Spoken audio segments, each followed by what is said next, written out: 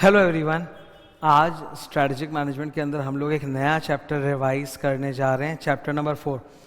5 chapters हैं strategic management में, उसमें सबसे बेस्ट चैप्टर है चैप्टर नंबर 4। सबसे बेस्ट ये वो चैप्टर है जिसको पढ़ते ही स्टूडेंट्स को एट अ शॉट पता चल जाता है कि कितने डिफरेंट टाइप के स्ट्रैटेजीज होते हैं, ओके, जो एक बिजनेस यूज कर सकता है to gain a competitive advantage और an edge over its competitors.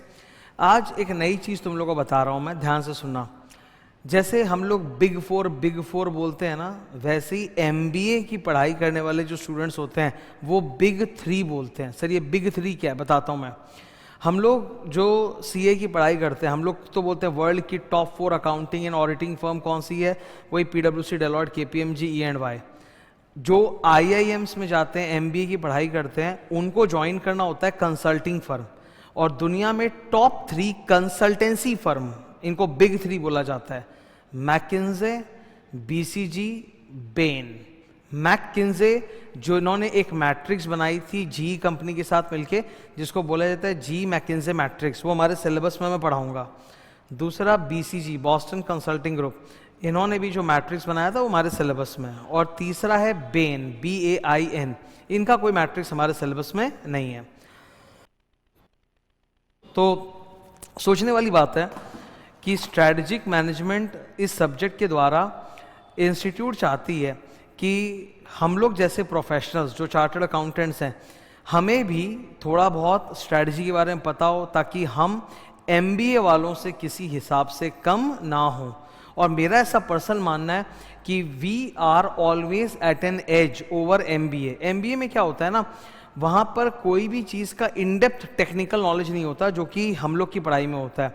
हम लोग अकाउंटेंसी पूरा इनडेप्थ पढ़ते हैं, टैक्सेशन पूरा इनडेप्थ पढ़ते हैं, लॉ पूरा इनडेप्थ पढ़ते हैं। वहाँ केवल उनका फ्लेवर होता है, they are more into strategy thing. तो इंस्टीट्यूट चाहता है कि हमें भी स्ट्रैटेजीज की नॉलेज रहे, इसीलिए तो ये चैप्टर बना है जो हमें सिखाता है कि एक बिजनेस कितने अलग अलग तरह के हथकंडे कर सकता है फॉर ग्रोथ, ओके। तो that is the great thing. तो अभी एक नया चीज़ तुमको जानने को मिला, बिग 3। बिग 3 हम लोग नहीं बोलते, वो एमबीए वाले बोलते हैं, मैकिन्जे, Boston consulting and Ben.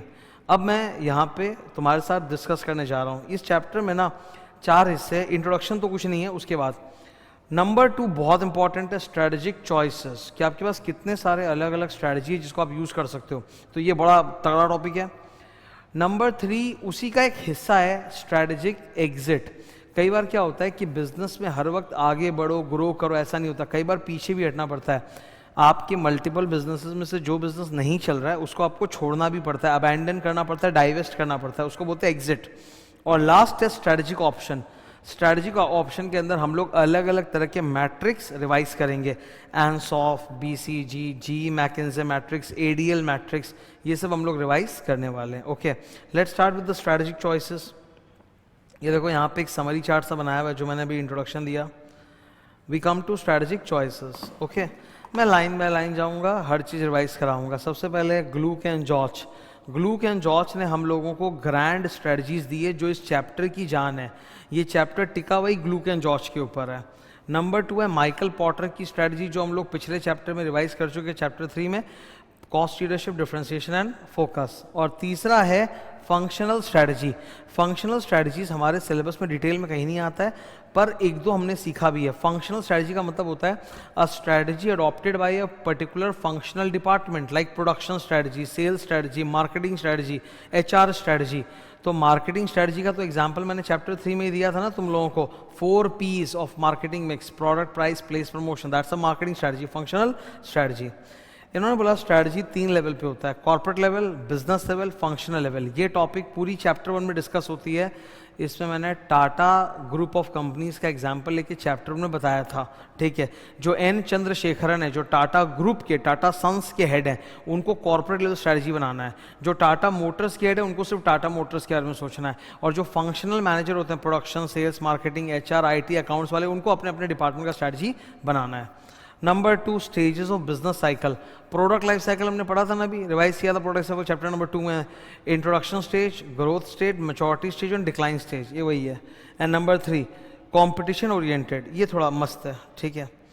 Competition से लड़ने के लिए 2 स्ट्रैटेजी होता है, एक होता है कंपेटिटिव, एक होता है कोलैबोरेटिव। कॉम्पिटिटिव स्ट्रैटेजी होता है कॉम्पिटिटर को हराने के लिए कि उसको कैसे नीचे करूं, और कोलैबोरेटिव स्ट्रैटेजी बेसिकली तब होता है जब दो चार कॉम्पिटिटर्स आपस में मिल के बोलते हैं कि हम लोग एक दूसरे को नुकसान करें इससे बढ़िया है हम लोग मिल के काम करेंगे तो हम सबको फायदा होगा, दैट इज कोलैबोरेटिव स्ट्रैटेजी। जैसे मैं एक एग्जांपल देता हूं, जब तक पीवीआर और आइनॉक्स का मर्जर नहीं हुआ था दोनों एक दूसरे को नीचा दिखाते थे, दैट वाज कॉम्पिटिटिव स्ट्रैटेजी। तो माइकल पॉटर ने जो हमको 3 स्ट्रैटेजी सिखाई ना, cost leadership, differentiation, focus, they are examples of competitive, because आप कॉम्पिटिटर को नीचे करने के लिए या तो सबसे सस्ता बेच रहे हो या एक डिफरेंट माल बेच रहे हो या एक नीश मार्केट पे फोकस कर रहे हो। लेकिन अब सोचो वही पीवीआर और आइनॉक्स मर्ज हो चुका है, अब तो कोलैबोरेट कर रहे हैं और वो इतने ताकतवर हो गए हैं कि उनके सामने कोई भी दूसरा मल्टीप्लेक्स चेन अब टिक नहीं सकता। आपको सोचने की ज़रूरत है, कोविड के बाद स्पेसिफिकली मूवी थिएटर में फुटफॉल कम हो चुका है और अब प्लस ये भी है कि भारत में ओटीटी प्लेटफॉर्म्स की ग्रोथ हो चुकी है, तो लोगों को एक बड़ा ही कन्वीनियंट और सस्ता एंटरटेनमेंट का माध्यम मिल गया है through their mobile phone, OTT platforms. इस वजह से सारे मल्टीप्लेक्सेस की हालत ख़राब थी। इस खराब माहौल में, बर्बादी के माहौल में इन दोनों कंपनियों ने, पीवीआर आइनॉक्स ने सोचा कि यार एक काम करते हैं, नुकसान तो मुझे भी हो रहा है तुम्हें भी हो रहा है, पर मिल के अगर काम करेंगे तो नुकसान कम होगा, फायदा होगा और सारे बाकी मल्टीप्लेक्सेस को हम लोग बंद करवा देंगे। और वो हुआ भी, तो इसीलिए पीवीआर आइनॉक्स ने मर्जर किया। ये कोलैबोरेशन जो है ये इनके लिए बहुत ही अच्छा साबित हुआ और बाकी कॉम्पिटिटर्स के लिए तो जानलेवा साबित हुआ है। और भी कॉम्पिटिटर्स थे जैसे सिनेपोलिस वगैरह, उनको तो ट्रिमेंडस नुकसान हुआ है, पूरा का पूरा थिएटर खाली और बंद करना पड़ता है। They are not even in a position to pay the licence fees of the new movies to the new film producers, ऐसी हालत है। कोलैबोरेटिव स्ट्रेटजी के एग्जाम्पल क्या है? Joint venture, merger acquisition. Merger में क्या होता है, जैसे पीवीआर आइनॉक्स का मर्जर ही हो गया, जॉइंट वेंचर में अलग अलग कंपनी है साथ में बस काम कर रहे हैं। और तीसरा है स्ट्रेटजिक अलायंस। स्ट्रेटजिक अलायंस का मतलब होता है जैसे हम लोग दोनों अलग स्पेस में पर मिलके एक दूसरे को सपोर्ट करेंगे। क्रॉस ब्रांडिंग, जैसे डोमिनोज, तुम डोमिनोज कभी भी ऑर्डर करोगे तो उनके मेनू में पेप्सी मिलेगा, पिज्जा हट वालों ने कोका कोला के साथ कर रखा है, ये है स्ट्रेटजिक अलायंस। अब ग्लूक एंड जॉर्ज की corporate strategy. Glueck and George ने बोला कि जितनी भी कॉर्पोरेट स्ट्रेटजीज है उनको हम लोग 4 कैटेगरी में डिवाइड कर सकते हैं, stability, expansion, retrenchment and combination. नाम से ही ऑब्वियस है, स्टेबिलिटी स्ट्रेटजी भी ये सब नीचे आने वाला है, ठीक है। स्टेबिलिटी का मतलब होता है कि हम लोग कुछ नया नहीं कर रहे, ग्रो नहीं करेंगे, अभी जैसे हैं उसी को और बढ़िया करो, ठीक करो, सुधारो। Let us first consolidate and improvise the existing business position before jumping into a new business or before jumping into a growth trajectory.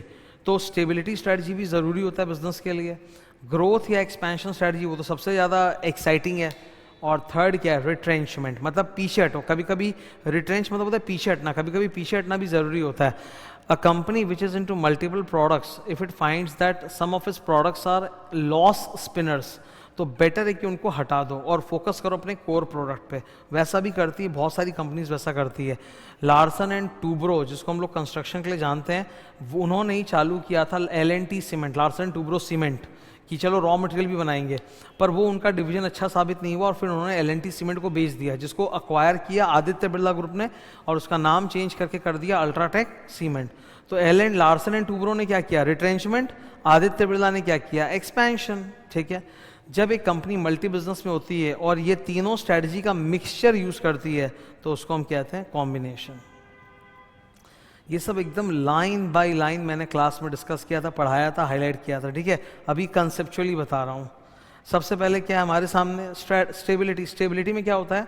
आप जिस मार्केट और जिस प्रोडक्ट सेगमेंट में आप उसी में रहते हो, आप नए मार्केट या नए प्रोडक्ट को एक्सप्लोर नहीं करते।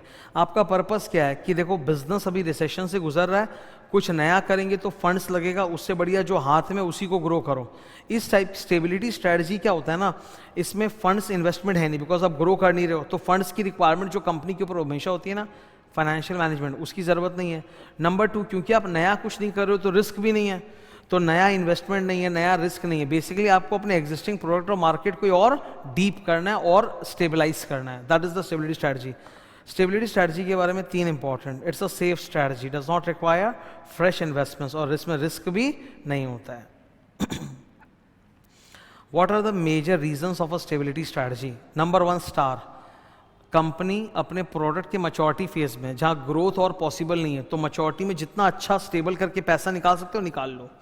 नंबर 5, कंपनी ने अभी अभी एक्सपेंशन स्ट्रेटजी कंप्लीट किया है, तो फर्दर एक्सपैंड करने के पहले जो एक्सपैंड किया नया उसको तो पहले एक बार जमा लो, कंसोलिडेट कर लो। जैसे हम लोग बोलते नहीं है क्या, नया चैप्टर पढ़ने के पहले पुराना रिवाइज कर लो, that is like a stability. Revision करना ये जो मैं करा रहा हूँ revision, it is like a stability strategy कि जो इतना पढ़ाया वो एक बार फटाफट रिवाइज करा दूँ ताकि वो तुम्हारे दिमाग में जम जाए before you start into a new subject. Okay, startups के लिए स्टेबिलिटी स्ट्रैटेजी अच्छा नहीं होता। स्टार्टअप्स के लिए मैंने बताया उनको एकदम फटाफट ग्रोथ चाहिए, they want mobility, agility, flexibility and a rapid growth. So उनके लिए ग्रोथ होता है, उनके लिए स्टेबिलिटी कभी नहीं होता। सेकंड कौन सा है? Growth strategy. Growth strategy is the most exciting, it is associated with dynamism, vigour, promise and success. Everyone wants to grow, every company wants to grow and expand. It is the opposite of stability strategy. It leads to business growth. It requires huge amount of investments, तो risk भी है। It is a versatile strategy because expansion के बहुत सारे अलग अलग तरीके हैं, ऑर्गेनिक, इनऑर्गेनिक, जो मैं अभी अगले पेज में पढ़ाऊंगा। नंबर 5, इसमें कई तरह के काम होते हैं, इंटेंसिफिकेशन, डाइवर्सिफिकेशन, वो भी नीचे आने वाला है। What are the major reasons of growth? एक तो ये नेचुरल है कि every business wants to grow, लेकिन मैं एक बात बता दूं, कभी कभार क्या होता है, ग्रोथ बिकम्स अ कंपल्शन, क्योंकि बिजनेस उस तरह का है कि अगर आप ग्रो नहीं किए ना तो बाकी सब ग्रो करके आपको हटा देंगे। तो कई बार क्या होता है, ग्रोथ या expansion is more out of compulsion than out of choice. बात चॉइस की नहीं, बात ये कि भाई हम नहीं किए तो हम पीछे रह जाएंगे, ठीक है, इसीलिए हमको ग्रोथ करना पड़ रहा है। तो number 1, sometimes it is imperative, compulsory. Number 2, एक पुरानी कंपनी के लिए ग्रो करना और आसान है बिकॉज उनको इकोनॉमीज ऑफ स्केल होता है, एक्सपीरियंस कर्व होता है, ऑल दीज रीजंस। अब ग्रोथ स्ट्रैटेजी डिटेल में आएगा, आने वाले कुछ पेजेस तक हम लोग सिर्फ और सिर्फ ग्रोथ पढ़ने वाले हैं, ठीक है। यहाँ से लेके कुछ पेजेस सिर्फ ग्रोथ चलेगा, एक्सपेंशन चलेगा, और फिर उसके बाद रिट्रेंचमेंट जो है वो तो स्ट्रैटेजिक एग्जिट वाली टॉपिक के साथ आएगा। तो अभी सिर्फ अच्छी अच्छी बात होगी, बड़ी बड़ी बात होगी, ग्रोथ एक्सपेंशन की बात होगी। ये रहा master diagram. Okay, now growth strategy के ऊपर अभी बहुत लंबा डिस्कशन है, 7 पेजेस तक मैं सिर्फ एक्सपेंशन और ग्रोथ बताऊंगा। Look at the board please. Growth 2 प्रकार की होती है, एक इंटरनल, एक एक्सटर्नल। इसी को ना थोड़ा पॉलिश लैंग्वेज में हम लोग बोलते हैं ऑर्गेनिक और इनऑर्गेनिक। ऑर्गेनिक ग्रोथ मतलब जो अंदर से हो रहा है, इंटरनल, और एक्सटर्नल ग्रोथ का मतलब बेसिकली हो गया दूसरों के साथ मर्जर करना, अलायंस करना, ये सब हो गया एक्सटर्नल ग्रोथ। इंटरनल ग्रोथ कैसे होता है? Look at internal growth, 2 arrow निकल रहा है, इंटेंसिफिकेशन, डाइवर्सिफिकेशन। इंटेंसिफिकेशन का मतलब होता है कि मैं कोई नया प्रोडक्ट नहीं बनाऊंगा, जो मेरे एग्जिस्टिंग प्रोडक्ट है उसी को पकड़ के उस पर कुछ करूंगा, दैट इज इंटेंसिफाई करना, और ज्यादा कॉन्सेंट्रेट करूंगा। इंटेंसिफिकेशन के एग्जांपल्स है 3। Market penetration. मार्केट पेनिट्रेशन का मतलब है कि हम जो एग्जिस्टिंग प्रोडक्ट बना के बेच रहे हैं उसको और ज्यादा बेचेंगे। जैसे टूथपेस्ट कंपनीज हमेशा ऐड करती है दिन में 2 बार ब्रश करो, 3 बार ब्रश करो, एवरी मील के बाद ब्रश करो, तो उससे उनका तो सेल्स बढ़ जाएगा कि नहीं बढ़ जाएगा। सेम कस्टमर 2-3 बार, कोका कोला बोल रहा है कि दिन भर तुम कोकोला पियो, तो सेल बढ़ गया कि नहीं बढ़ गया, that is market penetration. Number 2, market development, नए नए जोग्राफिकल एरियाज में जाना। एंड नंबर 3, प्रोडक्ट डेवलपमेंट, मतलब प्रोडक्ट को थोड़ा चेंज कर दो। जैसे कोका कोला कोक बना रही है और डाइट कोक भी बना रही है, कोक जीरो भी बना रही है, वो कोका कोला का ही वर्जन है दूसरा, पर थोड़ा सा कस्टमाइज कर दिया हमने ताकि दूसरे लोगों को शूट करे। आजकल मोबाइल फोन में नहीं आता क्या, सेम मोबाइल फोन है, उसका प्रो, अल्ट्रा, ये वो एक ही वर्जन अलग अलग साइज में, तो वो है प्रोडक्ट डेवलपमेंट। इंटेंसिफिकेशन के अलावा दूसरा तरीका क्या है? डाइवर्सिफिकेशन। डाइवर्सिफिकेशन का मतलब है न्यू प्रोडक्ट, ठीक है। अब वो जो न्यू प्रोडक्ट है ना, वो 4 टाइप का हो सकता है कि नया प्रोडक्ट जो आप बना रहे हो कैसा है। ये है vertical integration, backward forward, horizontal integration, concentric and conglomerate. Conglomerate diversification का मतलब होता है, बगल में क्या लिखा है, अनरिलेटेड डाइवर्सिफिकेशन। मतलब आप एक ऐसा नया प्रोडक्ट लाए हो जिसका आपके एग्जिस्टिंग बिजनेस के साथ कोई कनेक्शन ही नहीं है। जैसे सोचो एक सिगरेट बनाने वाली कंपनी आटा बनाकर बेच रही है, कहाँ सिगरेट कहाँ आटा, आशीर्वाद आटा आईटीसी का ही है, that is conglomerate diversification. Conglomerate का मतलब ये होता है मल्टीपल बिजनेस जो एक जैसे नहीं है, जो एकदम अलग है, एकदम अलग, ठीक है। कॉन्सेंट्रिक डाइवर्सिफिकेशन का मतलब क्या होता है? Related diversification. इसका मतलब है कि जो नया प्रोडक्ट आप बना रहे हो वो कहीं ना कहीं आपके एग्जिस्टिंग बिजनेस और प्रोडक्ट के साथ मैच करता है, दैट इज कॉन्सेंट्रिक डाइवर्सिफिकेशन। मैं एक एग्जांपल देता हूं, मैं एक टीचर हूं, मैं चार्टर्ड अकाउंटेंट्स के स्टूडेंट्स को लॉ ऑडिट पढ़ा रहा हूं, और मैं CMA के स्टूडेंट्स को भी लॉ ऑडिट पढ़ा रहा हूँ, इसको आप क्या बोलोगे? नया प्रोडक्ट तो है CMA लॉ ऑडिट, एक्चुअली नया नहीं है, हमेशा से पढ़ाते आया हूँ, पर ये कॉन्ग्लोमरेट है कि कॉन्सेंट्रिक है? सर कॉन्सेंट्रिक है, बिकॉज लॉ ऑडिट से ही तो रिलेटेड है ना वो चीज़ एकदम, तो it is what? Related diversification, जिसको बोलते हैं concentric.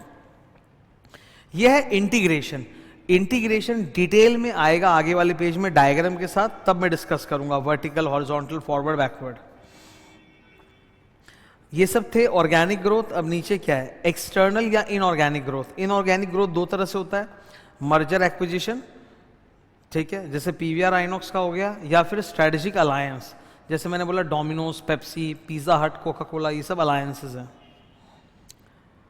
The growth strategies are of two types, internal and external. सबसे पहले है इंटरनल ग्रोथ, और ये लंबा चलेगा। इंटरनल ग्रोथ के अंदर होता है इंटेंसिफिकेशन, ये स्टार्ट हो गया, नीचे डिस्कस कर रहा हूँ। इंटेंसिफिकेशन स्ट्रेटजी के एग्जाम्पल जो ऊपर बोले थे वही, नंबर 1 MP मतलब मार्केट पेनिट्रेशन, नंबर 2 MD मतलब मार्केट डेवलपमेंट। मार्केट पेनिट्रेशन का मतलब होता है सेम प्रोडक्ट सेम कस्टमर को ज्यादा कंज्यूम करने के लिए बोलो, दैट इज मार्केट पेनिट्रेशन, कि वही कस्टमर जो है आपके सेम प्रोडक्ट को ज्यादा कंज्यूम करेगा। एक कंपनी जो सोप बना के बेची, बोलती है कि दिन में 2 बार नहाओ 3 बार नहाओ, वो है मार्केट पेनिट्रेशन। मार्केट डेवलपमेंट का मतलब होता है नए कस्टमर्स लेके आना, प्रोडक्ट वही है पर कस्टमर्स नए लेके आओ। नए कस्टमर्स कैसे आएंगे सर? या तो आप ज्योग्राफिकली दूसरे लोकेशन को टारगेट करो, वहां के कस्टमर्स लाओ, या फिर ऐसा हो सकता है कि आपके एग्जिस्टिंग ज्योग्राफिकल लोकेशन में बहुत सारे लोग हैं जो आपका प्रोडक्ट नहीं ले रहे, तो एडवर्टाइजमेंट करके उनको बोलो कि वो भी लेंगे, तो उससे आपका नया कंज्यूमर्स ऐड होगा, नया मार्केट ऐड होगा। That is market development. Market development requires advertisement promotion. PD क्या है? Product development. आप अपने एग्जिस्टिंग प्रोडक्ट में थोड़ा सा चेंज कर दो ताकि और लोगों को वो लुभाए और लोग खरीदने आए। Product development strategy. तुम आज आईफोन को ही देख लो, बार बार नया वर्जन क्यों लेके आते हैं? क्योंकि जिनके पास पुराना है उनको फिर बोलने में शर्म आती है, अरे मेरे पास तो 14 है, मेरे पास तो 12 है, मेरे पास तो 11 है, 16 आ रहा है। तो वही बात है कि नया वर्जन लाओगे तो कस्टमर्स वापस रिपीट परचेज करेंगे। फिर थोड़ा सा चेंज कर दो, ठीक है, प्रोडक्ट को थोड़ा सा चेंज कर दो। जैसे कोका कोला की एक बुराई सबसे ज़्यादा क्या की जाती है कि शुगरी ड्रिंक है, इसको पीने से शुगर होगा, डायबिटीज़ होगा, ये वो, तो उन्होंने वो कोका कोला ज़ीरो और डाइट कोक लॉन्च कर दिया जो कि शुगर फ्री वर्जन है। तो ये हुआ प्रोडक्ट डेवलपमेंट। तो एक कस्टमर जो आपके पास नहीं आ रहा था वो भी आपके पास आएगा खरीदने। यही 3-4 स्ट्रेटजी जो भी मैंने बोला, यही डिटेल में यहाँ पे बनाया हुआ है, जो मैं डिस्कस भी किया है, ये वापस डिस्कस करूंगा एंसॉफ मैट्रिक्स के अंदर। Diversification. Diversification as I told you, नया प्रोडक्ट बनाना। 2 प्रकार के होते हैं, कॉन्सेंट्रिक, कॉन्ग्लोमरेट। कॉन्सेंट्रिक मतलब related product, similar product. Conglomerate मतलब एकदम नया प्रोडक्ट। दोनों में फर्क क्या है ये देखो जरा बोर्ड पे। Related diversification black colour means concentric. यहां पर जो नया प्रोडक्ट आप बना रहे हो वो कहीं ना कहीं आपके एग्जिस्टिंग बिजनेस के साथ कनेक्टेड है, कहीं ना कहीं एग्जिस्टिंग बिजनेस के साथ कनेक्टेड है। कोका कोला कंपनी की बॉटलिंग प्लांट्स होती है कि नहीं? जिस फैक्ट्री में कोका कोला बनेगा उसी में पानी भी तो बन सकता है, मिनरल वाटर का, किनले। तो ये रिलेटेड डाइवर्सिफिकेशन है, Coca Cola and Kinley. Same assets, same factory, same employees, same marketing channel, सब आप यूज कर सकते हो। आपको बहुत कम इन्वेस्टमेंट करना पड़ेगा। कॉन्सेंट्रिक का मतलब मैंने समझाया था क्लास में, same circles having different radius but same centre are called concentric, मतलब आपस में रिलेटेड। तो कॉन्सेंट्रिक डाइवर्सिफिकेशन में क्या होता है? The new product is related to our existing business in some manner, किसी भी तरह कनेक्टेड तो है ही। ओके, इससे फायदा क्या होता है सर? सिनर्जी।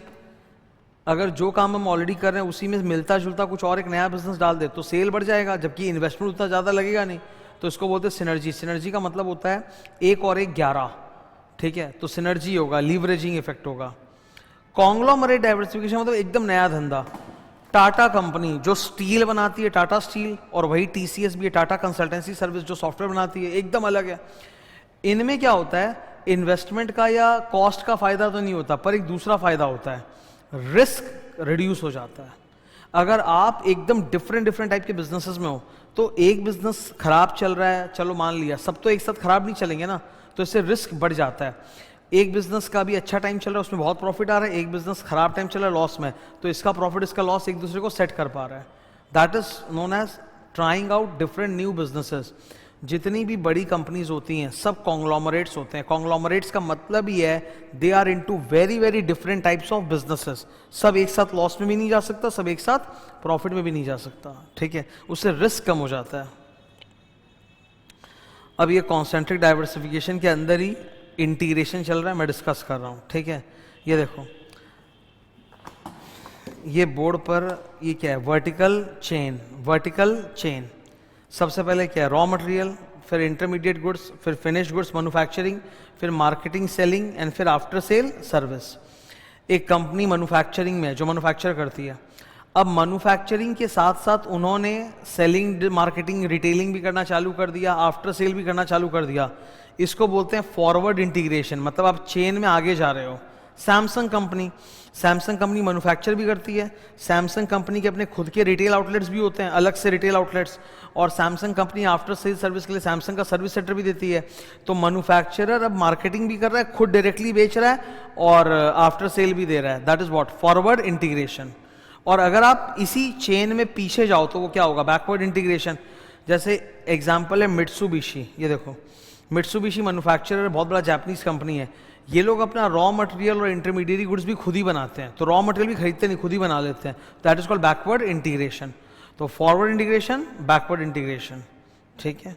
इसको अगर आप एक ही वर्टिकल चेन के अंदर आगे पीछे जा रहे हो, उसको हम लोग कहते हैं वर्टिकल इंटीग्रेशन। सो वर्टिकल इंटीग्रेशन दो प्रकार का होता है। वर्टिकल चेन में आगे जाओ तो फॉरवर्ड, पीछे जाओ तो बैकवर्ड। और दूसरा क्या है, हॉरिजॉन्टल इंटीग्रेशन। हॉरिजॉन्टल इंटीग्रेशन का मतलब होता है कि आप वर्टिकल चेन में आगे पीछे नहीं जा रहे हो, आप मैन्युफैक्चरर हो और आप दूसरे मैन्युफैक्चरर के साथ टाई अप कर लिए। That is horizontal integration. Bharat में हॉरिजॉन्टल इंटीग्रेशन का सबसे अच्छा एग्जांपल मॉडर्न टाइम्स में है PVR and INOX. PVR INOX एक ही वर्टिकल चेन का हिस्सा है कि दो अलग अलग है, दो अलग अलग, दोनों एक जैसे ही हैं इनफैक्ट, और दोनों आपस में मर्ज हो गए। That is horizontal integration. बराबरी वालों का विलय, मर्ज हो जाना, दैट इज हॉरिजॉन्टल इंटीग्रेशन। तो यहाँ पे ये बैकवर्ड समझाया है, फॉरवर्ड समझाया है, इसके ऊपर क्वेश्चंस भी करेंगे हम लोग बाद में। फिर हॉरिजॉन्टल डाइवर्सिफिकेशन, मतलब सेम टाइप की कंपनीज, मैन्युफैक्चरर्स जो कॉम्पिटिटर है वो आपस में मर्ज हो रहे हैं।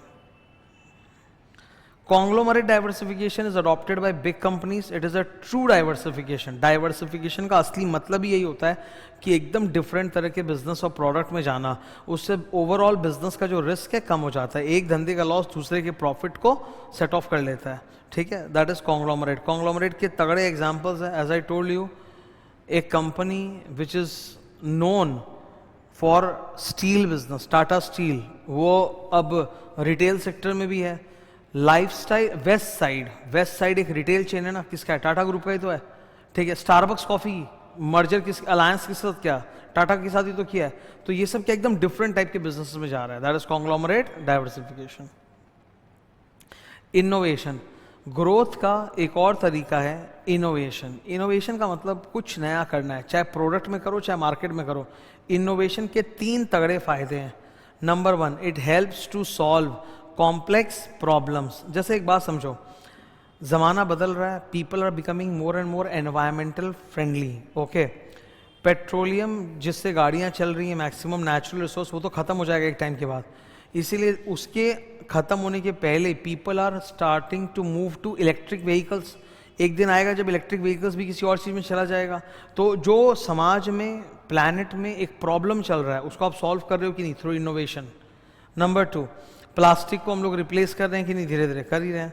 Number two, increases productivity. Innovation करने से ना आपका मतलब काम भी और बढ़ता है। जैसे एटीएम, एक समय ऐसा था जब पैसा उठाने के लिए आपको बैंक में जाना पड़ता था, अब दरकार ही नहीं, हर जगह एटीएम लगे, उससे निकाल लो। तो बैंक का जो सर्विसेज और आउटपुट है बढ़ गया कि नहीं बढ़ गया। Number three, it gives competitive advantage. Innovation करोगे लगातार अगर, तो कस्टमर्स आपके पास बार बार आते रहेंगे नए प्रोडक्ट की उम्मीद में कि ये नया प्रोडक्ट है, और आप अपने कॉम्पिटिटर से बहुत आगे चले जाओगे। ये था इंटरनल ग्रोथ। अब हम लोग पढ़ने वाले हैं external growth strategies. External growth के अंदर सबसे पहले है मर्जर एक्विजिशन, और बगल वाले पेज में है स्ट्रैटेजिक अलायंस। सबसे पहले मर्जर अमेलगमेशन। पहला, types of merger. Number one, horizontal merger. Horizontal merger ही लोग सबसे ज़्यादा जानते हैं। हॉरिजॉन्टल मर्जर का मतलब होता है एकदम डायरेक्टली दो कंपनी जो सेम टाइप का काम कर रही है, सेम प्रोडक्ट है, सेम सर्विस है, वो आपस में मर्ज हो जाए, दैट इज हॉरिजॉन्टल मर्जर। तो best example as I told you, PVR INOX, दुश्मन बन गया दोस्त, मर्जर हो। वर्टिकल मर्जर का मतलब क्या होता है कि आप अपने दुश्मन से मर्जर नहीं कर रहे हो, अपने वर्टिकल चेन में ही पीछे या आगे की कोई कंपनी को टेक ओवर कर रहे हो, दैट इज फॉरवर्ड मर्जर और बैकवर्ड मर्जर। अगर आप अपने वर्टिकल चेन में आगे वाले बिजनेस को टेक ओवर कर रहे हो तो फॉरवर्ड मर्जर है, पीछे वाले को कर रहे हो तो बैकवर्ड मर्जर है। I will give you an example. Aditya Birla जो है ना वो क्लॉथ बिजनेस में कपड़ा बनाता है, ठीक है। तो आदित्य बिरला को कपड़ा बेचना भी है, कपड़ा बेचने के लिए इन्होंने क्या किया, पैंटलून का टेक ओवर कर लिया। Pantaloon is a retail outlet for garments. तो अब आदित्य बिरला अपना ही कपड़ा डायरेक्टली अपने ही रिटेल आउटलेट पैंटलून में बेच सकता है, दैट इज फॉरवर्ड मर्जर। या सोचो आप एक ऐसी कंपनी हो, आपने अपने सप्लायर को ही टेक ओवर कर लिया, तो ये बैकवर्ड मर्जर है। कॉन्सेंट्रिक मर्जर, कॉन्सेंट्रिक मर्जर मतलब सिमिलर टाइप के प्रोडक्ट्स बनाने वाली कंपनी आपस में मर्ज हो रही है, not exactly same but similar. जैसे जोमेटो और ब्लिंकिट का मर्जर हुआ। जोमेटो तो होम फूड डिलीवरी मॉडल है और ब्लिंकिट क्या है, ग्रोसरी डिलीवरी। तो ये दोनों का बिजनेस मॉडल थोड़ा एक जैसा है पर सेम भी नहीं है, इनका merger, that is concentric merger. Zomato, Blinkit, Hindustan Lever, Horlicks, ठीक है। नीचे कॉन्ग्लोमरेट मर्जर का मतलब होता है एकदम डिफरेंट टाइप की कंपनी मर्ज हो रही है। आदित्य बिरला ने सीमेंट बिजनेस को टेक ओवर कर लिया, एकदम डिफरेंट बिजनेस मर्जर हुआ है, ठीक है, और अल्ट्राटेक सीमेंट बना दिया। ये एक एग्जांपल और है। जयश्री टेक्सटाइल्स और ये आदित्य बिरला वालों का ये, इन्होंने पैंटलून्स को टेक ओवर कर लिया। तो आदित्य बिरला ही देखो टेक्सटाइल भी बना रहा है और रिटेल आउटलेट में बेच रहा है। स्ट्रैटेजिक अलायंस, अलायंस में क्या होता है कि दोनों कंपनी मर्ज नहीं होती, दोनों कंपनी अपना सेपरेट इंडिविजुअल आइडेंटिटी मेंटेन करती है पर एक दूसरे को सपोर्ट करती है, एक दूसरे की मार्केटिंग करती है, एक दूसरे का ब्रांडिंग करती है। डोमिनोज एक अलग है, पेप्सी एक अलग कंपनी है, पर दोनों एक दूसरे को सपोर्ट करते हैं। तो डोमिनोज के आउटलेट में उनके मेनू में जितना भी मील का कॉम्बो बनता है उसमें कौन सी कंपनी का कोल्ड ड्रिंक है, पेप्सी वालों का। अब पिज्जा हट डोमिनोज का दुश्मन है तो पिज्जा हट का कोका कोला से चलता है, स्ट्रेटेजिक अलायंस। तुम पिज्जा हट का मेनू उठाओगे तो उसमें जितना भी मील होगा उसमें कोल्ड ड्रिंक में यही रहेगा, कोका कोला, ठीक है। Advantages of strategic alliance, there are 4 advantages of alliance.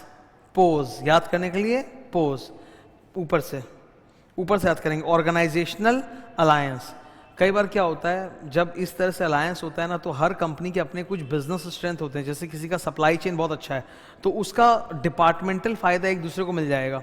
जैसे एक कंपनी की R&D डिपार्टमेंट अच्छी है, एक का मार्केटिंग अच्छा है, तो दोनों अब एक दूसरे को सपोर्ट करेंगे, that is organisational advantage. Second, economic advantage, अगर आपस में अलायंस करके काम करोगे तो कॉस्ट शेयरिंग भी तो कर सकते हो, तो कॉस्ट कम हो जाएगा। नंबर 3, स्ट्रेटेजिक एडवांटेज, आप लोग मिल के कुछ तगड़ा स्ट्रेटजी बना सकते हो to beat the competitor. Number 4, political advantage, ये स्पेसिफिकली तब होता है जब इंडिया की कोई कंपनी विदेश की किसी कंपनी के साथ अलायंस करे। इसका एग्जांपल है टाटा स्टारबक्स।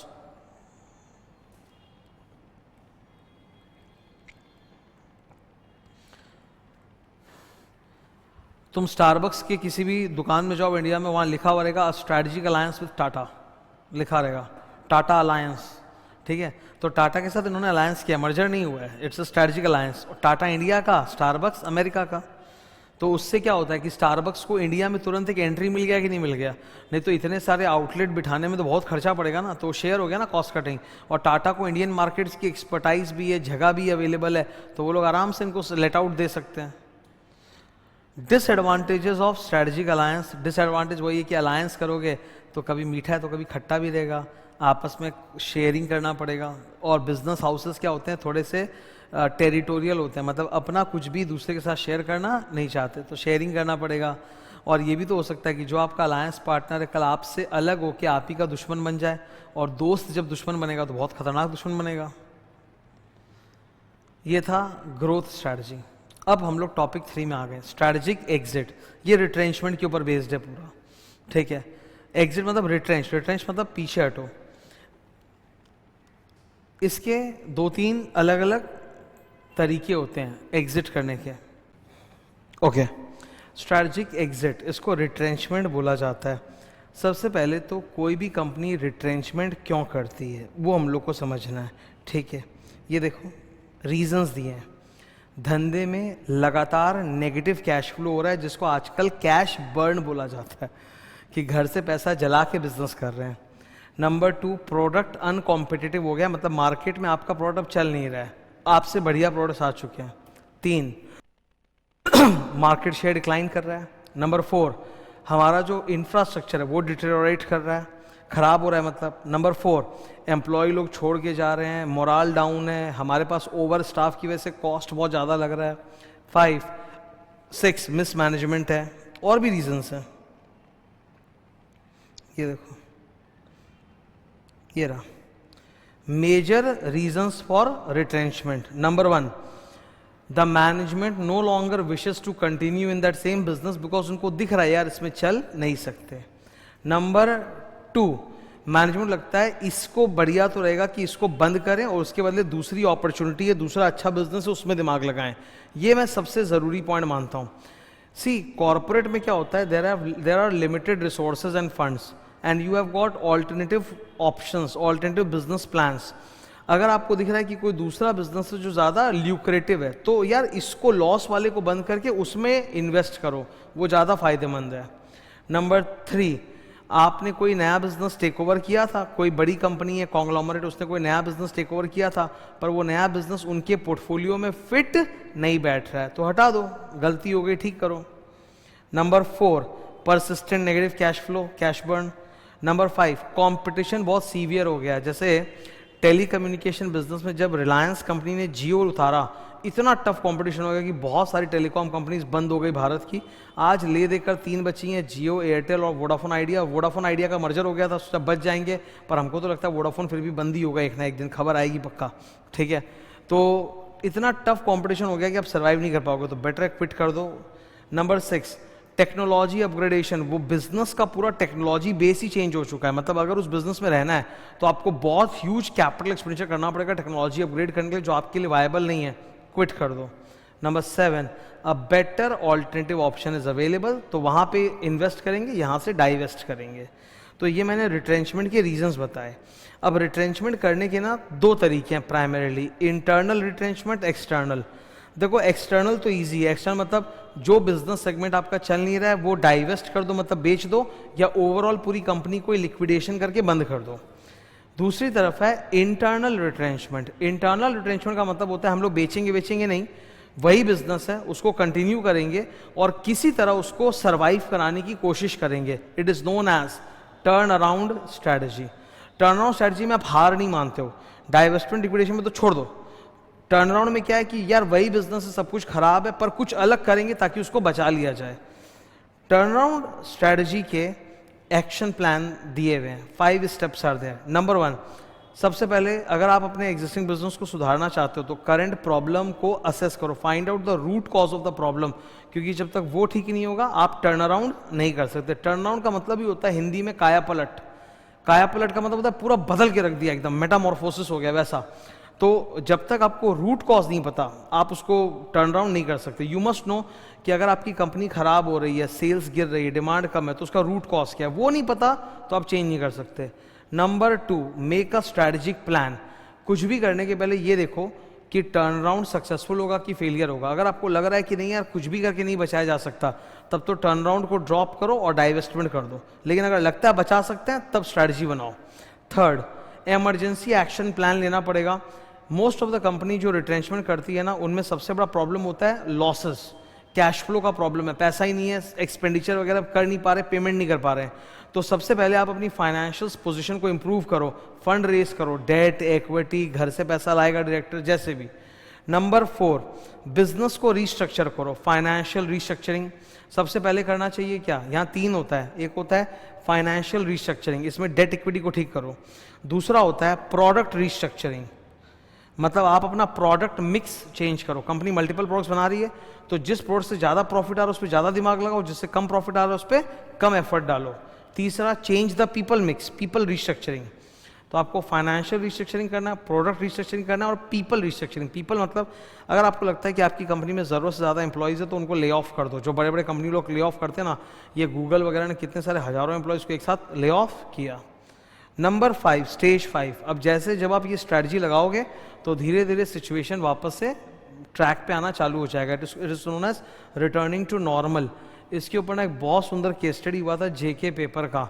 बोलता है जेके पेपर कंपनी जो है ना, वो रिसेशन जब आया था तो वो, ये रियल केस बता रहा हूँ, उसकी जो ओनर है हर्ष सिंघानिया नाम था शायद, तो जेके पेपर पूरा एकदम लॉस में चला गया था। 2008 की बात है, रिसेशन में डिमांड ही खत्म हो गया था पेपर का। तो टर्न अराउंड स्ट्रेटजी के लिए इन्होंने पूरा स्टेप बाय स्टेप फॉलो किया। Step number 1, what is the root cross? Fall in demand, कि लोग खरीदना नहीं चाह रहे, तो डिमांड कम हो गया। तो इसको सॉल्व कैसे किया जाए? We have to find out new places जहां डिमांड हो। पता चलता है कि जेके पेपर ने कभी भी रूरल सेक्टर में फोकस नहीं किया था, हमेशा अर्बन इंडिया पे फोकस किया था। तो रूरल इंडिया में जाके वो लोग बेचना चालू किए ताकि डिमांड आ जाए। अब प्रॉब्लम क्या है, अर्बन इंडिया में पेपर के प्राइसेस ज़्यादा मिलते हैं, रूरल इंडिया में कम मिलते हैं, तो मार्जिन कम बचता है, पर सेल तो हो रहा है ना। सबसे जरूरी बात क्या है, सेल होता रहे ताकि हमारा कॉस्ट रिकवरी होता रहे, ओवरहेड रिकवर होता रहे। तो रूरल इंडिया को इन्होंने एक्सप्लोर करना चालू किया। रूरल इंडिया एक्सप्लोर करने से इनको पता चला कि सेल तो स्टेटस को पे मेंटेन हो गई, पर मार्जिन कम बच रहे हैं, तो खर्चे कम करने पड़ेंगे। इन्होंने अपने बहुत सारे एक्स्ट्रा एक्सपेंडिचर्स को कट ऑफ करना चालू किया। नेक्स्ट इन्होंने एक बहुत अच्छा काम किया, paper is made from a raw material called paper pulp, जो उसके दाम भी बहुत कम हो गए थे। तो इन्होंने एक बार में 1 साल का रॉ मटेरियल सस्ते में खरीद लिया, जिससे इनको आगे जाके मार्जिन्स ज़्यादा बचना चालू हो जाएगा। तो ऐसे बहुत कुछ इन्होंने किया and finally the company survived and thrive भी किया। Okay, what are the important ways in which you can do turn around? मतलब टर्न अराउंड करना है तो कैसे कर सकते हैं? ये सब अच्छे अच्छे तरीके हैं। टॉप मैनेजमेंट को चेंज करो अगर वो खराब है तो। लोगों में क्रेडिबिलिटी, ट्रस्ट और ब्रांड फिर से रिस्टोर करो। नंबर 3, जो भी थ्रेट्स हैं उनको खत्म करना, न्यूट्रलाइज करना जरूरी है। जैसे फाइनेंशियल प्रॉब्लम है उसको ठीक करना जरूरी है। Number 4, quick pay of. Quick pay of का मतलब होता है आइडेंटिफाई दोज प्रोडक्ट्स जिनसे जल्दी पैसा आ सकता है, ताकि तुरंत तो डेटर रिकवरी करो। जैसे जेके पेपर वालों ने क्या किया कि पैसा नहीं है तो बैंक लोन नहीं दे रहा, तो सन्ड्री डेटर्स इनके पास 900 करोड़ के थे, तो उनको बोला कि हम लोग हैवी डिस्काउंट देंगे, आप पेमेंट कर दो। तो रिसीवेबल मैनेजमेंट, पैसा आना चालू हो गया, quick pay off. Cost reduction करो, रेवेन्यू जनरेट करो, अपने आइडल असेट्स को बेचो, liquidate the idle assets to generate cash. And last, better internal management and coordination. These are the ways of turn around. अगर टर्न अराउंड मुमकिन नहीं है तो फिर रिट्रेंचमेंट कर दो, एक्सटर्नल रिट्रेंचमेंट, डाइवेस्ट कर दो। डाइवेस्ट मतलब होता है आप अपना पूरा बिजनेस बंद नहीं कर रहे हो, जो जो बिजनेस खराब है उनको आप बेच रहे हो, लॉस मेकिंग को, तो दैट इज कॉल्ड डाइवेस्टमेंट। ठीक है, डाइवेस्टमेंट के लिए इन्होंने क्या बोला? Without any stigma. Without any stigma मतलब क्या होता है, एक बिजनेसमैन को अपने हर बिजनेस से प्यार होता है, बड़ी मेहनत से वो बनाता है, नहीं चलता तो छोड़ना या बेचना बहुत कठिन लगता है, तो बोलता है बिना इमोशनल अटैचमेंट के बेचो उस बिजनेस को। मेजर रीजन ऑफ डाइवेस्टमेंट पढ़ा चुका मैं अभी। इस turn around relevant only to loss making business? नहीं। इवन इफ, देखो, loss is not the only parameter of problem. कई बार ऐसा होता है कि कंपनी में प्रॉफिट्स हो रहे हैं, फिर भी कंपनी में बहुत बड़ा प्रॉब्लम है, ये आगे जाके चलेगा नहीं, तो टर्न अराउंड आप उन सिचुएशंस पे भी लगा सकते हो। एक प्रॉफिट मेकिंग कंपनी भी टर्न अराउंड स्ट्रेटजी अडॉप्ट कर सकती है। ठीक है, ये डायग्राम मैंने बीसीजी मैट्रिक्स के लिए क्लास में ड्रॉ करना सिखाया था, दिखा रहा हूँ। अब हम लोग आ गए हैं स्ट्रेटजिक ऑप्शंस में। ठीक है, स्ट्रेटजिक ऑप्शंस में ये बेसिकली होता क्या है? It is a method of portfolio analysis. एक बड़े कॉन्ग्लोमरेट कंपनी में जहाँ मल्टीपल बिजनेसेस है, तो कंपनी को सोचना पड़ता है कि यार कितना, मतलब कंपनी के पास लिमिटेड रिसोर्सेज है, कौन से बिजनेस में कितना पैसा हम लोग डालें, ये सोचना पड़ेगा ना। तो आपके अलग अलग बिजनेस है, सबके लिए अलग अलग स्ट्रैटेजी, सब में अलग अलग एलोकेशन ऑफ रिसोर्सेज करना पड़ेगा, उसी में आपको हेल्प करता है ये स्ट्रैटेजिक ऑप्शंस। यहाँ पे हम 4 मैट्रिक्स सीखेंगे, ये आपको सिखाएंगे कि आपके कौन से बिजनेस के लिए आपको कौन सा स्ट्रैटेजी फॉलो करना चाहिए। Let's assume that the company is into 4 different businesses, B1, B2, B3, B4। तो इन चारों बिजनेस के लिए क्या स्ट्रैटेजी लगाना चाहिए, कौन सिखाएगा? यही सब मैट्रिक्स सिखाने वाला है हम लोग को।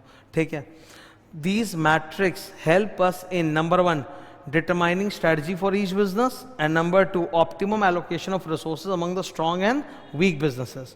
इसमें सबसे पहला मैट्रिक्स आएगा ANSOF मैट्रिक्स। ANSOF मैट्रिक्स को प्रोडक्ट मार्केट मैट्रिक्स भी बोलते हैं। इसमें आप एक्स एक्सिस पे हॉरिजॉन्टल में प्रोडक्ट प्लॉट करो, existing product, new product. Y axis में, वर्टिकल एक्सिस में आप प्लॉट करो एग्जिस्टिंग मार्केट, न्यू मार्केट। अब देखो, अगर हमारा बिजनेस फर्स्ट मैट्रिक्स में, इसमें जहां पे प्रोडक्ट भी वही है और मार्केट भी वही है, तो कौन सी स्ट्रेटजी फॉलो करेंगे? Market penetration. जैसे कंपनी टूथपेस्ट बनाती है, वही टूथपेस्ट वही कस्टमर, तो क्या करेंगे? उन्हीं को, कस्टमर को परसुएड करना है कि वो दिन में 2 बार 3 बार ब्रश करे, टूथपेस्ट लगाए, तो सेल ज्यादा होगा। ठीक है, मार्केट पेनिट्रेशन, टूथब्रश। ठीक है, मतलब सेम कस्टमर, सेम प्रोडक्ट, उनको परसुएड करो कि वो ज्यादा कंज्यूम करना चालू कर दें। ठीक है। जैसे एक कंपनी मिनरल वाटर बनाती है तो अपने कस्टमर्स को दिन में कम से कम 4 लीटर पानी तो पीना चाहिए, तो ज़्यादा बिकेगा। टूथपेस्ट वाली कंपनी बोल रही है कि जब आप टूथपेस्ट करो तो ब्रश में ज़्यादा टूथपेस्ट लगाओ, 2 बार ब्रश करो, हर मील के बाद एक ब्रश करो, ठीक है। अब अगर मान लो मार्केट वही है, मतलब कस्टमर वही है, नया नहीं, पर प्रोडक्ट नया है, उधर देखो क्या लिखा है, new product but existing customers, customer वही है, मेरे कस्टमर वही हैं, अब मैं अपने एग्जिस्टिंग प्रोडक्ट का ही कुछ वर्जन नया निकाल दूंगा, नया प्रोडक्ट जो मेरे कस्टमर को ज़्यादा अपील करेगा। जैसे सपोज मैं कोलगेट कंपनी हूँ और तुम मेरे कस्टमर हो, तुम वही के वही मेरे पुराने एग्जिस्टिंग कस्टमर हो जो कोलगेट टूथपेस्ट यूज़ करता है, मैं एक नया प्रोडक्ट लाऊंगा कोलगेट माउथ वॉश, तो चांसेस है कि तुम लिस्टरिन का माउथ वॉश खरीदने के बदले कोलगेट का ही माउथ वॉश खरीद लो। तो जो कस्टमर कल तक मेरे से सिर्फ टूथपेस्ट ले रहा था, मेरे से वो टूथपेस्ट भी ले रहा है और माउथ वॉश भी ले रहा है ना। उधर देखो कोलगेट माउथ वॉश, या फिर डाइट कोक एग्जांपल है, मेरा ही कोकोला का एग्जिस्टिंग कस्टमर है पर अब उसने कंजम्पशन कम कर दिया बिकॉज उसको शुगर का डर है, तो हमने डाइट कोक निकाल दिया उसके लिए। कैडबरी चॉकलेट, हमें लग रहा है कि हमारे कैडबरी चॉकलेट का सेल कम हो रहा है, तो हमने कुछ नहीं, वही अपना सेम कैडबरी चॉकलेट जो है, घटिया घटिया कैडबरी चॉकलेट, उसी को सुंदर डब्बे में पैक करके बड़ा सारा कैडबरी सेलिब्रेशन निकाल दिया, जिसको त्योहारों में गिफ्ट किया जा सकता है। रक्षाबंधन में तो भयंकर चलता है हिंदुस्तान में, रक्षाबंधन में गिफ्ट्स के टाइम पे भाई बहन जब गिफ्ट देते हैं सबसे पहले सोचते हैं गिफ्ट बड़ा होना चाहिए पर सस्ता होना चाहिए और देखने में भी अच्छा लगना चाहिए। क्या गिफ्ट करें? कैडबरी सेलिब्रेशन, 50 का 100 का 200 का 500 का डब्बा आता है, उसके अंदर वही घूम फिरा के वही कैडबरी की सस्ती चॉकलेट्स रहती है, जैम जूम्स वगैरह भादू, ठीक है, पर डिब्बा सुंदर बना के देते हैं।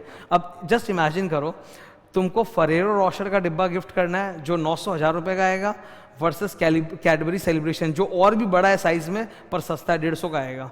तुम फर्क समझ रहे हो ना। तो ये क्या है? प्रोडक्ट डेवलपमेंट, कि थोड़ा सा प्रोडक्ट को चेंज कर दो और एग्जिस्टिंग कस्टमर और ज़्यादा आपसे कंज्यूम करना चालू कर देगा। अब नीचे क्या लिखा है? न्यू मार्केट, मतलब नया कस्टमर। नया कस्टमर कैसे आएगा? Bye market development strategy, advertise करो अपने एग्जिस्टिंग प्रोडक्ट को बार बार तो नया कस्टमर आना चालू हो जाएगा। और लास्ट वाला क्या है? मार्केट भी नया, कस्टमर प्रोडक्ट भी नया, इसी को तो बोलते हैं डाइवर्सिफिकेशन स्ट्रेटजी। आईटीसी कंपनी जो सिगरेट के लिए जाना चाहती थी, उन्होंने सोचा कि we have a great distribution channel in India और हमारे पास पैसा भी बहुत है, क्या करें, नया बिजनेस कौन सा चालू करें। एफएमसीजी में कूद गए, फास्ट मूविंग कंज्यूमर गुड्स में। अब तो क्या हो रहा है कि भारत के जितने भी बड़े बड़े उद्योगपति है सब के सब एफएमसीजी में पागल की तरह कूद रहे हैं। रिलायंस को देख लो यार, कोका कोला के कॉम्पिटिशन में कैंपा कोला उतार दिया है और उससे आधे दाम पे बेच रहा है। कोका कोला की तुम कोई काली बॉटल या ऑरेंज बॉटल लो, 20 रुपए की आएगी प्लास्टिक की छोटी, कैंपा कोला 10 रुपए की आ रही है पुश करने के लिए। मुकेश अंबानी ने जैसे जियो को पुश किया था ना फ्री में निकाल के, वैसे कैंपा कोला को पुश कर रहा है। और अगर इसको अति ज़्यादा पुश किया गया तो कोक और पेप्सी की हालत ख़राब हो जाएगी, उनको इंडिया वाला मार्केट ही छोड़ के भागना पड़ेगा। तो वही 4 स्ट्रैटेजी, उसी को नीचे बताया जो पहले ही बता चुका हूँ मैं, MP, MD, PD और डाइवर्सिफिकेशन। एंसॉफ मैट्रिक्स के बाद अगला मैट्रिक्स कौन सा है? ADL matrix, Arthur D little matrix. 4 matrix में से सबसे ज़्यादा खतरनाक जो स्टूडेंट को लगता है याद करने के लिए वो यही है, ADL, Arthur D little matrix. मैंने इसका बहुत एक सिंपल वर्जन बना के क्लास में बोला था, रिवीजन में काम आएगा, अभी दिखाता हूँ।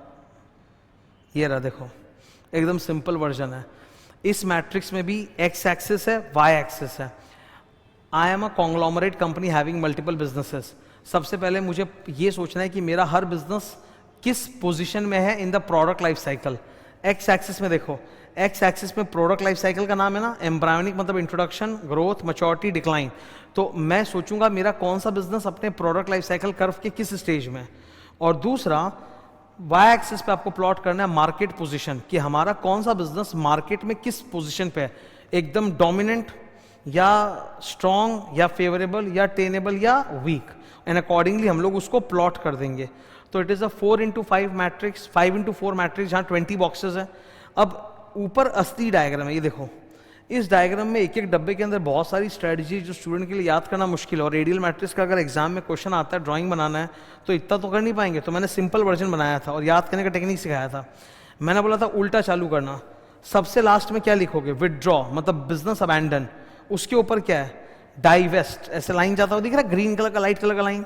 उसके ऊपर क्या है? TA, टर्न अराउंड स्ट्रेटजी, एक लाइन जा रहा होगा ऐसा। फिर उसके ऊपर क्या है? नीश, नीश मतलब एकदम पर्टिकुलर एक फोकस्ड मार्केट सेगमेंट। नीश के बाद क्या है? फोकस की लाइन। फिर उसके बाद क्या है? differentiation cost leader, fast growth. So this diagram is easy to revise for ADL matrix. Her matrix में ये पता होना चाहिए कि उसका डायग्राम क्या है. कोई भी मैट्रिक्स का क्वेश्चन आएगा, तुम कितना ही मुंह से बड़बड़ा लो उतना फायदेमंद नहीं है. डायग्राम ड्रॉ कर दोगे, जो वो पेपर चेक कर रहा है वो बंदा हाथों हाथ कन्विंस हो जाएगा कि yes you know the topic and he will give you marks. ADL के बाद क्या है सर? हमारा फेवरेट बीसीजी मैट्रिक्स. ये बीसीजी मैट्रिक्स का डायग्राम है और मैंने इसी का एक डायग्राम बनाया था, अभी दिखा रहा हूं मैं तुम लोग को, ये रहा क्लास में, कि कैसे बनता है बीसीजी मैट्रिक्स. बीसीजी मैट्रिक्स में थोड़ा सा इशू है. वाई एक्सिस में तो आप लो से हाई जाते हो, लो से हाई, लेकिन एक्स एक्सिस में आप लो से हाई नहीं जाते हो, उल्टा होता है, हाई से लो. ये देखो एक्स एक्सिस में प्लॉट क्या होता है? 100%, 50%, 0%, मतलब हाई से लो में जा रहे हो, ठीक है. और वाई एक्सिस में प्लॉट लो से हाई होता है, -20, 0, +20, ठीक है. तुम लोग ये -20, +20, 0 और 50, 100 ये नहीं भी बोलोगे तो चलेगा, तुम बस बोल दो लो हाई, हाई लो, उतना चलेगा. वाई एक्सिस में आप क्या प्लॉट करते हो? मार्केट ग्रोथ रेट, मतलब ये इंडस्ट्री किस रेट से ग्रो कर रही है. इंडस्ट्री किस रेट से ग्रो कर रही है, हम किस रेट से ग्रो कर रहे हैं नहीं, इंडस्ट्री किस रेट से ग्रो कर रही है. तो ये तो एक्सटर्नल फैक्टर है. और एक्स एक्सिस पे क्या है? मार्केट शेयर, हमारा मार्केट शेयर कितना है, ये इंटरनल फैक्टर है. तो क्योंकि ग्रोथ है और शेयर है, इसको ग्रोथ शेयर मैट्रिक्स भी बोलते हैं, ठीक है. Look at the bottom business. Bottom business में क्या है? हमारा मार्केट शेयर बहुत हाई है पर ये ग्रोइंग इंडस्ट्री नहीं है. ऐसे बिजनेस को हम कहते हैं कैश काउ बिजनेस, जिसमें और इन्वेस्ट नहीं करना, केवल ये अच्छा बना बनाया बिजनेस है, पैसा छाप रहे, निकालते जाओ पैसा, निकालते जाओ पैसा, इसको बोलते हैं हार्वेस्ट स्ट्रैटेजी. तो कैश काउ बिजनेस के लिए कौन सी स्ट्रैटेजी होती है? Harvest strategy. कोई इन्वेस्टमेंट नहीं करना, कुछ नहीं, बस नोट छाप रहा है, भगवान की किस्मत है, छापते जाओ. आईटीसी का सिगरेट कैश काउ बिजनेस है, ठीक है. फिर ये बगल वाला बिजनेस, ये डॉग, ये सबसे गंदा बिजनेस है. इसमें हमारा मार्केट शेयर भी एकदम कम है और इसमें हमको फ्यूचर भी ग्रोथ भी दिखाई नहीं दे रहा है. तो इसको बोलते हैं डॉग बिजनेस. डॉग मतलब ये नहीं कि लॉयल फ्रेंड है चिपका के रखेंगे, वैसे नहीं. डॉग मतलब अंडरडॉग बिजनेस है, बेकार बिजनेस है. तो इसके लिए स्ट्रैटेजी क्या है? बेच दो, डाइवेस्ट. ऊपर वाला ये बॉक्स देखो, यहां पर हमारा मार्केट शेयर भी बहुत हाई है और ये इंडस्ट्री भी ग्रो कर रही है. तो इसमें तो टिके रहना है और इन्वेस्ट करना है. स्टार बिजनेस बोलते हैं. यहां स्ट्रेटजी क्या होता है? बिल्ड, मतलब और इन्वेस्ट करो और पैसा डालो, एक्सपैंड करो, क्योंकि इसका सब कुछ अच्छा है, ग्रोथ भी अच्छा है इंडस्ट्री का और हमारा शेयर भी अच्छा है. ये वाला जो बिजनेस है ये कंफ्यूजिंग बिजनेस है. इसमें हमारा मार्केट शेयर भी कम है पर ग्रोथ पोटेंशियल बहुत है इंडस्ट्री का, ठीक है. मतलब आईटीसी कंपनी ने ना सॉफ्टवेयर बिजनेस भी चालू किया. सॉफ्टवेयर इंडस्ट्री तो ग्रो कर रही है पर उसमें आईटीसी का मार्केट शेयर कम है. तो अब आईटीसी को पता नहीं क्या करें, इसको रखें कि क्या करें. तो ऐसे बिजनेस को हम लोग बोलते हैं question mark, wild cat, problem child. 3 नाम होते हैं इसके, ठीक है, 3 नाम है. इनके लिए क्या स्ट्रेटजी है? होल्ड, मतलब सोच समझ के डिसाइड करो क्या करना है, ठीक है. ये था बीसीजी मैट्रिक्स. बीसीजी मैट्रिक्स को ग्रोथ शेयर मैट्रिक्स भी बोलते हैं, बॉस्टन कंसल्टिंग ग्रुप, ठीक है. ये सब क्वेश्चन आंसर्स क्लास में डिस्कस हुए थे. फिर है जी मैकिन्से मैट्रिक्स, ये चौथा है. रिवीजन के बिगनिंग में मैंने बोला था ना, there are big 3, McKinsey, BCG और बेन. तो ये जी और मैकिन्सी कंपनी ने मिलकर बनाया. जी एक अमेरिकन कंपनी है, कंसल्टिंग फर्म नहीं है. जनरल इलेक्ट्रिक और मैकिन्से तो कंसल्टिंग फर्म, इन्होंने मिलकर बनाया था ये, ठीक है. ये बीसीजी का ही बड़ा वर्जन है और कुछ नहीं. बीसीजी में 2x2 मतलब 4 बॉक्सेस थे, यहाँ 9 बॉक्सेस है, 3x3. बीसीजी का डायग्राम देखो, ये मैंने बनाया था क्लास में, ये सॉरी जी का, जी मैकिन्से का. इसमें क्या होता है, यहाँ पर तुम ग्रोथ प्लॉट करने के बदले, इंडस्ट्री ग्रोथ प्लॉट करने के बदले मार्केट अट्रैक्टिवनेस प्लॉट करते हो, which is an external factor. और नीचे तुम मार्केट शेयर के बदले बिजनेस स्ट्रेंथ, हमारी कंपनी का बिजनेस स्ट्रेंथ कितना है, इंटरनल फैक्टर, वो प्लॉट करते हो. या इसको 3x3 मैट्रिक्स बोलते हैं, ठीक है. लो, मीडियम, हाई. नीचे वाला वही बीसीजी की तरह उल्टा है, हाई, मीडियम, लो. ओके, ये बीसीजी से पैदा हुआ है. यहाँ पे ट्रैफिक सिग्नल की एनालॉजी यूज होती है. ऊपर वाले 3 जो हैं ग्रीन कलर, मतलब गो, इस बिजनेस में और इन्वेस्ट करो. देखो ग्रीन कलर में क्या लिखा है, इन्वेस्ट एंड ग्रो. लास्ट में क्या लिखा है, रेड कलर, मतलब बर्बाद बिजनेस है, चुप, रुक जाओ, स्टॉप, ठीक है. Harvest and divest. और बीच वाले जो बिजनेस है येलो है, मतलब कॉशन. सोच समझ के स्ट्रैटेजी बनाओ। सेलेक्टिव अर्निंग्स, क्या करना है, सेलेक्टिवली काम करो। इसमें क्या होता है, दो फैक्टर्स हैं, इस तरफ ग्रोथ के बदले market attractiveness. Market attractiveness is made up of so many things, कि वो इंडस्ट्री कितना अट्रैक्टिव है। वैसे ही एक्स एक्सिस में क्या था, my business strength, that again comprises of many factors, उनसे मिलके बनता है और फिर इसको प्लॉट किया जाता है और स्ट्रैटेजी सोचा जाता है। ये था जी मैकिन्जे, ठीक है। इसी के साथ चैप्टर खत्म होता है और मैं क्वेश्चन आंसर्स करा रहा हूँ इसके, बहुत अच्छे क्वेश्चन है, मजा आएगा।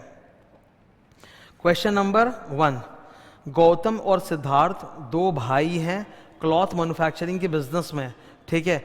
इनका बिजनेस अच्छा चल रहा है, इनके पास सरप्लस फंड्स हैं। अब ये लोग सोच रहे हैं कि क्या स्ट्रैटेजी लगाएं। दोनों भाई का अप्रोच एकदम अलग है। इधर गौतम का अप्रोच क्या है, गौतम बोलता है कि मैं एक दूसरी फैक्ट्री डालूंगा फरीदाबाद में, स्टेशनरी आइटम बनाऊंगा, मार्कर, नोटबुक, पेंसिल। मतलब ये भाई तो एकदम ही अलग बिजनेस कर रहा है, क्लॉथ करके बदले स्टेशनरी का, तो ये कॉन्ग्लोमरेट डाइवर्सिफिकेशन हुआ। दूसरा भाई सिद्धार्थ जो है वो रेडीमेड गारमेंट बनाना चाहता है, तो क्लॉथ में थे और रेडीमेड गारमेंट बना रहे हो, तो ये तो कॉन्सेंट्रिक डाइवर्सिफिकेशन है।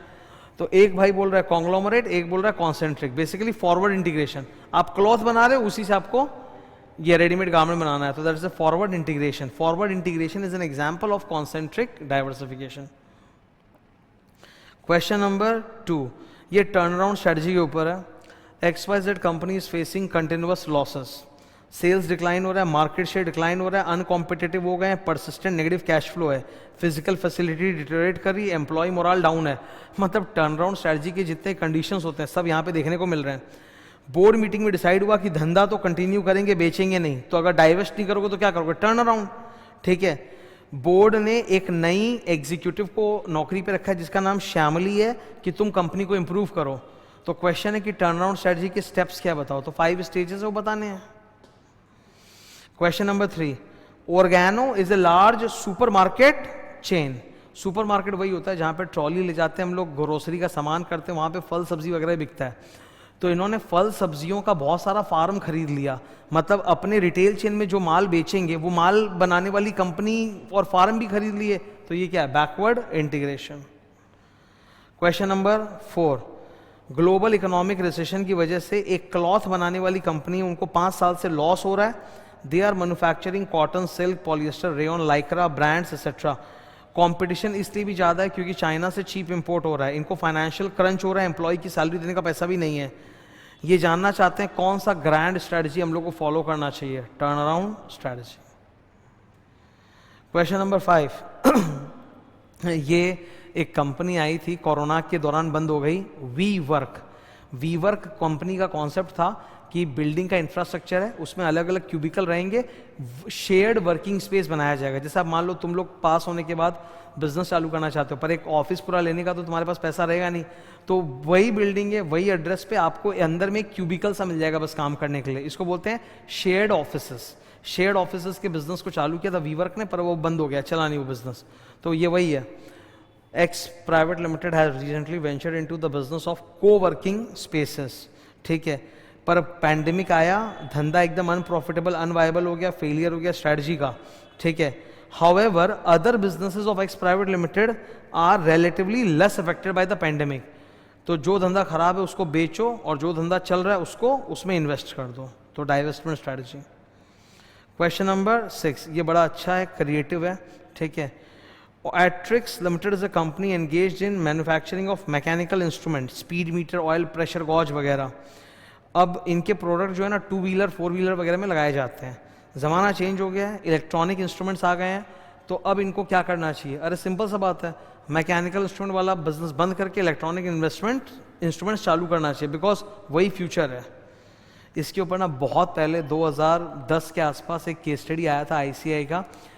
जैसे पहले गाड़ियाँ जो होती थी ना, ऊबर ओला की पहले की बात है, जो येलो टैक्सीज होते थे उसमें मैकेनिकल मीटर होता था, 5 रुपये दिखते थे, इससे खट करके बजाना पड़ता था, वो मैकेनिकल था। तो उसको चेंज करके गवर्नमेंट ने इलेक्ट्रॉनिक मीटर्स लगाने बोल दिया था जिसमें डिजिटली दिखाई देगा। तो ये उस टाइम का केस स्टडी है, ठीक है। अब तो सब कुछ इलेक्ट्रॉनिक, अब मैकेनिकल होता ही नहीं है। तो ऐसी कंपनी को क्या करना चाहिए? Invest in the new product, वो नया टेक्नोलॉजी वाला इंस्ट्रूमेंट बनाना चालू करो, ठीक है। अब इसके लिए या तो वो लोग खुद बिजनेस चालू करें या कोई इलेक्ट्रॉनिक इंस्ट्रूमेंट बनाने वाली कंपनी का टेक ओवर भी कर सकते हैं। थर्ड, कॉन्ग्लोमरेट डाइवर्सिफिकेशन, कुछ नया बिजनेस चालू कर सकते हो उसको बंद करके, या फोर्थ, इस बिजनेस से जितना निचोड़ के निकालना है निकाल लो, फिर बंद कर देना, हार्वेस्ट एंड डाइवेस्ट, खत्म। बोलो।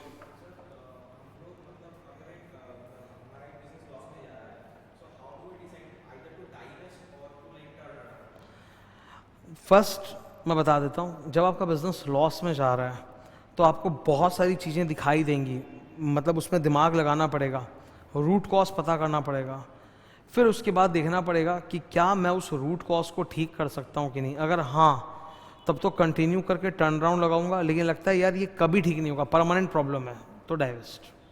ठीक है, तो चैप्टर 4 ख़त्म होता है। Thank you.